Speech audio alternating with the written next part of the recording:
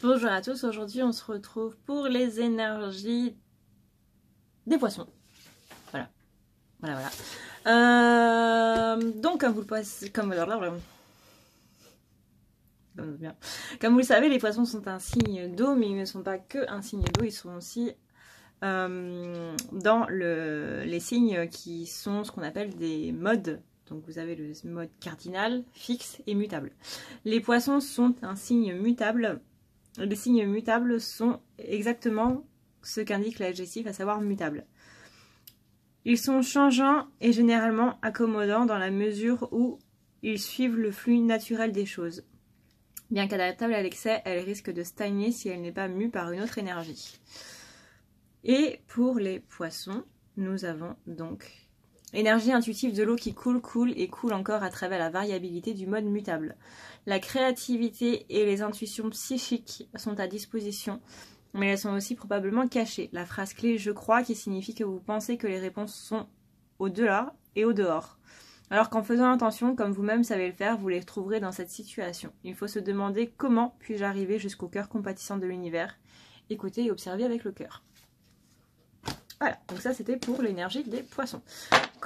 Qu'est-ce qui va bloquer chez les poissons ce mois-ci pour le mois d'octobre? Vous allez avoir de la difficulté à voir derrière le voile de l'illusion. Le mental qui vient se mettre un petit peu en travers. Du mal aussi à faire le ménage, à possiblement dire au revoir à des gens ou à des choses qui ne vous conviennent plus. Du mal à faire confiance. Du mal à ressentir de la joie. Et du mal à s'émerveiller. Voilà, j'ai eu un petit bug de vidéo. Donc on en était à comment faire pour arranger les choses, pour arranger ces blocages. Comment faire pour débloquer les choses. Arrêtez de voir les choses de manière distordue, on va dire, de manière fausse. Encore une fois, voir derrière le voile de l'illusion, ça veut dire voir votre propre reflet dans les choses que vous vivez et dans les personnes que vous rencontrez. Là, on est vraiment dans l'autocritique, c'est-à-dire voir vraiment dans cette situation-là, à quoi est-ce que ça me ramène à moi, même si je sais que c'est très dur à faire, même si je sais que c'est très chiant aussi d'entendre toujours la même chose. Mais vraiment, les gens et les choses que vous vivez sont le reflet de ce que vous êtes à l'intérieur de vous-même et on ne vit pas des choses par hasard en fait. Par exemple, une personne qui va voir sa maison brûler, c'est qu'elle est trop axée sur le matériel et que du coup, clairement, c'est une foudre karmique qu'on se prend dans la gueule, aussi malheureux que ce soit, pour nous rappeler de nous ramener à l'essentiel en fait. Donc là on va vous demander de vous approcher du gouffre, donc de faire le grand saut, de clairement sortir de votre zone de confort afin d'accéder à cette tranquillité et de pouvoir un petit peu plus se recentrer. Parce que là avec cette carte là on vous dit que vous êtes déconnecté, que vous sentez étouffé. Donc du coup le fait de vous recentrer sur vous, ça va vous permettre, en regardant à quoi ça vous fait référence, tout ce que vous vivez, les personnes avec qui vous êtes, etc., de pouvoir voir un petit peu ce qui bloque vraiment à l'intérieur de vous, qui ressort en blocage à l'extérieur. Vers quoi vous allez les poissons? Vous allez vers l'accomplissement, donc on vous dit de rester concentré vraiment sur vos rêves, qu'il y a des messages qui vont être envoyés, qu'il y a des signes qui sont envoyés par vos guides, qu'il y a une justice et un équilibre qui vont venir dans votre vie. Faites juste attention à ne pas tomber dans le pessimisme parce que c'est en restant dans le pessimisme que vous allez bloquer les choses. Voilà. En étant pessimiste, vous dites non, ce que tu me prépares, je n'en veux pas. Donc du coup, ça va. Au niveau du sentimental, alors les poissons, vous avez la carte du Sacré-Cœur. Donc là, on est sur la passion, on est sur vraiment des sentiments réciproques, sur un mois qui va être plutôt sympa pour vous au niveau sentimental. Ces sentiments passionnels vont quand même apporter quelque peu de chaos et de conflits. C'est-à-dire que niveau sentimental, ça va être tout feu tout flamme. Et en même temps, ce tout feu tout flamme, vous n'en avez pas l'habitude. Donc du coup, vous allez être plutôt sur la méfiance, plutôt sur l'instabilité. Donc faites très attention à ça. C'est dommage parce que c'est quand même une belle carte. Et on a le Nine of Cups qui lui vient parler d'hospitalité. D'hospitalité, de tout ce qui est communication. Donc vraiment, vous allez avoir des invitations, vous allez avoir des gens qui vont vouloir être auprès de vous, qui vont vouloir que vous soyez auprès d'eux surtout. Et bah, voilà, des gens qui sont dans des sentiments sincères en fait. Au niveau de votre professionnel, on va avoir la dissolution des pensées négatives. Donc ça c'est bien, un côté professionnel qui a l'air de marcher plutôt bien parce que vous allez voir la vérité, vous allez voir les choses telles qu'elles sont au niveau de votre point de vue, donc point de vue pro. Et on a un retour, pour moi c'est retour du fait que vous vous sentiez bien dans votre travail. Avec le 3 de Pentacle retourné, on nous dit que vous avez peut-être l'impression d'être un petit peu feignant, d'avoir un petit peu des occasions manquées ou de manquer de patience. Dans ce cas-là, c'est à vous de travailler pour faire en sorte que ça ne se passe plus. Au niveau de la famille, on est dans la transformation. Là. Les liens familiaux sont en train de se transformer, donc on est bien dans le mode mutable de votre signe. Qu'il y a le respect des règles, donc pour moi c'est le respect de la hiérarchie familiale. Donc vraiment toujours respecter ses aînés, même si ils nous ont sûrement fait voir de toutes les couleurs. Toujours respecter les aînés. Mais bon, ça après c'est mon éducation asiate. Le respect dans la famille c'est quelque chose de très important chez les asiatiques. Le respect tout court, quelque chose de très important chez les asiatiques. Mais vraiment, en donnant du respect aux gens, ils nous donnent du respect. En leur montrant comment avoir du respect, ils nous donnent du respect. Possiblement, vos parents ne savent pas comment exprimer leur amour, ne savent pas comment exprimer le respect qu'ils ont pour vous, etc.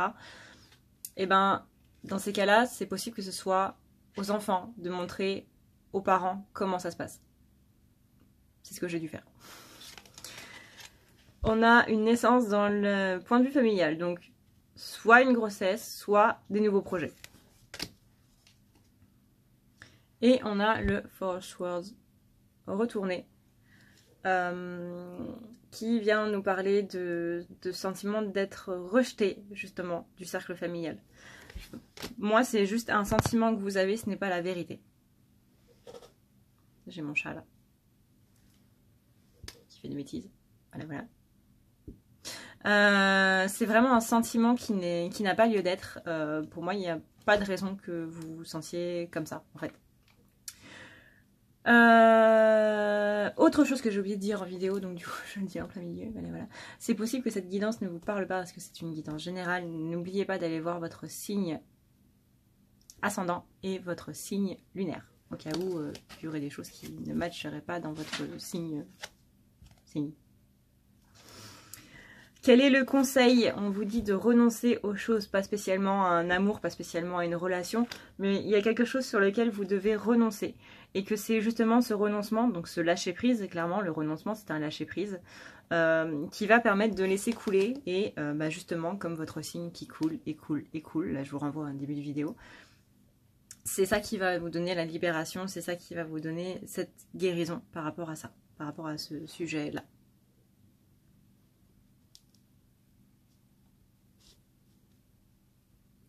Voilà.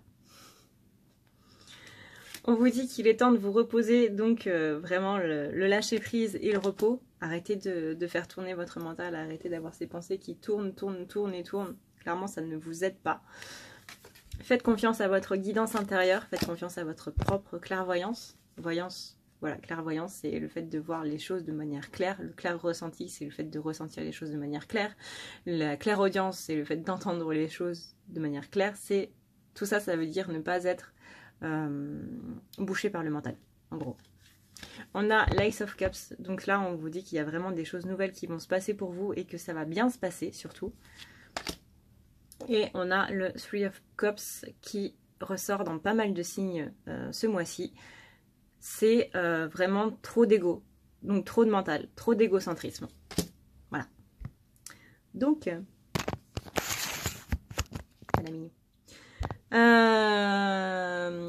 sur ce, et ben voilà. Non, je veux dire cette guidance est terminée, mais non, la guidance n'est pas terminée. Il vous manque la carte bonus. La carte bonus, c'est la suprême majesté. La majesté naît de l'infinie gratitude envers la beauté qui nous entoure.